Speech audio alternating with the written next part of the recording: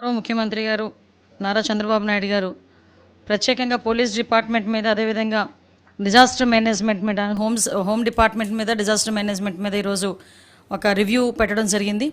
ఆ రివ్యూలోని ఆసక్తికరమైన విషయాలు వెలుగులోకి రావడమే కాకుండా ఎప్పటి నుంచో ఉన్న పెండింగ్ ఇష్యూస్కి కూడా ఫుల్ స్టాప్ పడింది అన్న ఒక విషయాన్ని మీ అందరితోని కూడా షేర్ చేసుకునే ఉద్దేశంతో ఈరోజు మీ అందరి ముందుకు రావడం జరిగింది. ఎందుకంటే లాస్ట్ గవర్నమెంట్ మీ అందరికీ తెలుసు, మేము చెప్పడం కాదు, చాలా సందర్భాల్లో పోలీస్ డిపార్ట్మెంట్ వాళ్ళు కూడా ఆ ఇబ్బందులు ఎదుర్కొన్నారు. లాస్ట్ గవర్నమెంట్ అంతా కూడా పోలీస్ వ్యవస్థను అంతటినీ కూడా నిర్వీర్యం చేసి కనీసం పోలీసులకి వసతులు కల్పించకుండా, మినిమం ఫెసిలిటీస్ కూడా లేకుండా 5 సంవత్సరాలు కూడా కాలయాపన చేసిన పరిస్థితి.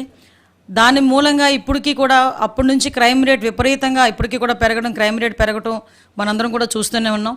సుమారుగా మనం అప్పటి నుంచి 2014 to 19, తర్వాత 19 to 24 మనం అనాలిసిస్ కూడా చూసుకుంటే మ్యాక్సిమం క్రైమ్ రేట్స్ ఒక్కొక్క దగ్గర అయితే ఉమెన్ అట్రాసిటీస్ అయితే దగ్గర ఒక 80% వరకు పెరగటం, గాంజా అయితే 100% వరకు పెరగటం, పోక్సో అయితే సంబంధించి 120% వరకు కూడా పెరగటం, ఇవన్నీ కూడా మనం చూస్తూ ఉన్నాం. అయితే యాక్చువల్గా దీనికి సంబంధించి గవర్నమెంట్ అధికారంలోకి వచ్చిన తర్వాత, కూటమి గవర్నమెంట్ అధికారంలోకి వచ్చిన తర్వాత దీని అంతటికీ గల మూల కారణాలు ఏదైతే ఉన్నాయో, మన క్రైమ్ రేట్ తగ్గాలి, ఉమెన్ సేఫ్టీ పెరగాలి, at the same time cyber crimes కూడా తగ్గాలి అని ఒక మంచి ఉద్దేశంతో గౌరవ చంద్రబాబు నాయుడు గారు కానీ, హోమ్ డిపార్ట్మెంట్ వాళ్ళకి మేమందరం కూడా ఎక్సర్సైజ్ చేసి కొన్ని అవుట్పుట్స్ కూడా ఇవ్వడం జరిగింది.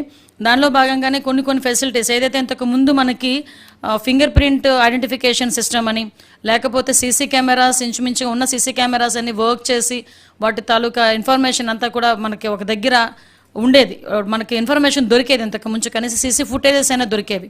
సో ఇలాంటి సిచ్యువేషన్స్లో కనీసం వాళ్ళకి ఎటువంటి బిల్లులు చెల్లించకపోవటం వల్ల ఆ ఫింగర్ ప్రింట్ ఐడెంటిఫికేషన్ సిస్టమ్ లాంటి సిస్టమ్స్, అదేవిధంగా మనకి మోడరైజేషన్ ఆఫ్ పోలీస్ ఫోర్సెస్ సంబంధించి MOPF సంబంధించి సెంట్రల్ గవర్నమెంట్ నుంచి వచ్చిన సొమ్ము కానీ ఇవన్నీ కూడా రాకపోవటం, ఈవెన్ సుప్రీంకోర్టు గైడ్లైన్స్ ప్రకారం అంటే ఎందుకు ఈ మాట చెప్తున్నానంటే, యాజ్ పర్ సుప్రీంకోర్టు గైడ్లైన్స్ ప్రకారం ప్రతి పోలీస్ స్టేషన్ దగ్గర 6 సీసీ కెమెరాలు పెట్టాలి.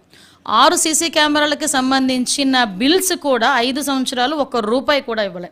ఈ రోజుకి కూడా ఆ సీసీ కెమెరాస్ పనిచేస్తున్నాయా లేదా అని చూసుకునే నాదుడు కూడా 5 సంవత్సరాలు లేరు.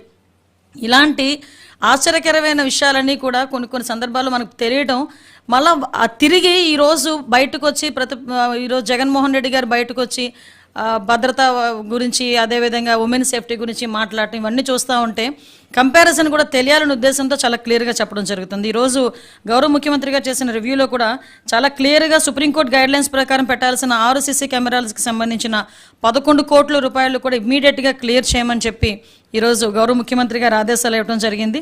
అదేవిధంగా మనకి యాన్యువల్ మెయింటెనెన్స్ ఛార్జెస్ ఉంటాయండి. ఆ మెయింటెనెన్స్ ఛార్జెస్ ఏంటంటే, ఈ ఫింగర్ ప్రింట్కి సంబంధించిన ఐడెంటిఫికేషన్ టూల్స్ మనకి యూటిలైజేషన్కి కానీ, అదేవిధంగా పామ్ ఐడెంటిఫికేషన్, ఇప్పుడు ఎక్కడైనా అర్ధరాత్రి బీట్కి వెళ్తారు పోలీసులు, ఎవడో మనకి అనుమానాస్పదంగా తిరుగుతుంటాడు, వాడికి ఇంతకుముందు క్రిమినల్ బ్యాక్గ్రౌండ్ ఉందా లేదా అని చెప్పుకోవడానికి మనం మళ్ళీ తీసుకొచ్చి క్రిమినల్ రికార్డ్స్ తీసుకున్నాల్సిన అవసరం ఉండేది కాదు. ఈవెన్ వాళ్ళ దగ్గర ఉన్న ఈ ఫింగర్ ప్రింట్ ఐడెంటిఫికేషన్ మిషనరీతోనే వెంటనే ఇమీడియట్గా వాడు అక్కడ ఫింగర్ ప్రింట్ వేస్తే వాడికి ఇంతకుముందు క్రిమినల్ బ్యాక్గ్రౌండ్ ఉందా లేదా అనేది చాలా క్లియర్గా అర్థమైపోయేది. ఇమీడియట్గా వాడికి ఆ క్రిమినల్ బ్యాక్గ్రౌండ్ ఉంది అనుకుంటే కనుక టక్మని తీసుకొని వచ్చి వాడి మీద కేసు పెట్టి యాక్షన్ తీసుకునే పరిస్థితి కూడా ఇంతకుముందు ఉండేది. సో లాస్ట్ 5 yearsలో ఆ ఫింగర్ ప్రింట్ ఐడెంటిఫికేషన్ అన్నది పూర్తిగా నిర్వీర్యం అయిపోయింది.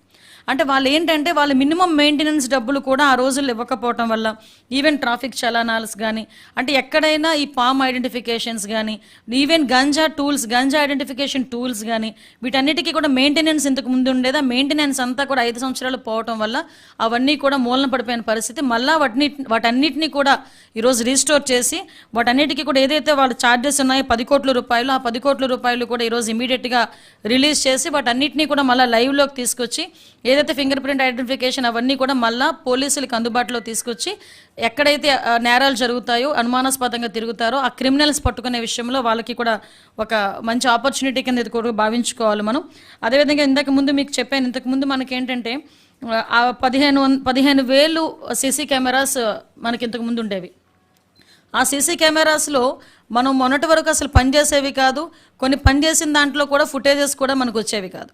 ఇప్పుడు ఈ 15,000 కూడా అసలు ఎన్ని వర్క్ చేస్తున్నాయి, ఇంకా ఎన్ని కావాలి? ఇప్పుడు చాలా క్లియర్గా చెప్పిన పరిస్థితి ఏంటంటే ఎక్కడైనా ఒక నేరం చేసి తప్పించుకోవడానికి వీలు లేదు నేరస్తుడు. ఎందుకంటే నేరస్తుడు ఎక్కడ తప్పించుకుంటున్నాడంటే మనకి ఆ టైంలోనే ఆ సిస్టమ్ లేక, అంటే ఆ ట్రాకింగ్ సిస్టమ్ లేక ఇమీడియట్గా మనం సీసీ కెమెరాస్లోని కంటిన్యూటీ సీసీ కెమెరాస్ మనం ఉండాలి. ఒక ప్లేస్ నుంచి ఒక ప్లేస్కి సీసీ కెమెరా వెళ్ళిన తర్వాత మళ్ళీ దాని కంటిన్యూటీ ఉండాలి. సో అటువంటివి ఏమీ లేకపోవడం వల్ల, కొన్ని కాలేజెస్ దగ్గర వాటి దగ్గర కూడా సీసీ కెమెరాస్ అందుబాటులో లేకపోవడం వల్ల ఈ క్రైమ్ అనేది చాలా ఎక్కువగా జరుగుతుంది. క్రిమినల్స్ అన్నది వాళ్ళు తప్పించుకుంటున్నారు. కాబట్టి డెఫినెట్గా మనం ఎట్టి పరిస్థితుల్లోని దాన్ని ఐడెంటిఫికేషన్ చేయాలనే ఉద్దేశంతో సార్ చాలా క్లియర్గా చెప్పారు డిపార్ట్మెంట్ వాళ్ళకి, మీకు విత్ ఇన్ టైం లైన్లో ఒక 10 రోజుల టైంలో ఎక్కడెక్కడ సీసీ కెమెరాస్ ఇంకా ఎన్ని అవసరం అవుతాయి క్లియర్గా చెప్పండి. అన్ని చోట్ల కూడా సీసీ కెమెరాలు పెడదాం. దానికి సంబంధించి ఎక్కడైతే మనకి మానిటరింగ్ సిస్టమ్ పెట్టాలో అది కూడా మనకి నియర్ బై మనం కమాండ్ కంట్రోల్ రూమ్ పెట్టుకొని అక్కడ నుంచి పర్యవేక్షించే విధంగా మనం చేద్దాము అని చాలా క్లియర్గా ఇన్స్ట్రక్షన్స్ ఇవ్వడం జరిగింది. ఇప్పుడు డిపార్ట్మెంట్ వాళ్ళు కూడా అదే పని మీద ఉన్నారు. ఇందులో భాగంగానే గర్ల్స్ కాలేజీల దగ్గర, మెడికల్ కాలేజెస్ దగ్గర, స్కూల్స్ దగ్గర, అదేవిధంగా ఎక్కువగా జనాలు తిరిగే ప్లేసెస్లో, బస్ స్టాండ్స్లోని, రైల్వే స్టేషన్స్ దగ్గర ఆటోమేటిక్గా ఉంటాయి. అలాంటి ప్లేసెస్లో ఇంకా ఎక్కడైనా లేకపోయినా యూనివర్సిటీస్ దగ్గర క్రైమ్ జరుగుతుంది అని అనుమానం ఉండి అక్కడ సీసీ కెమెరా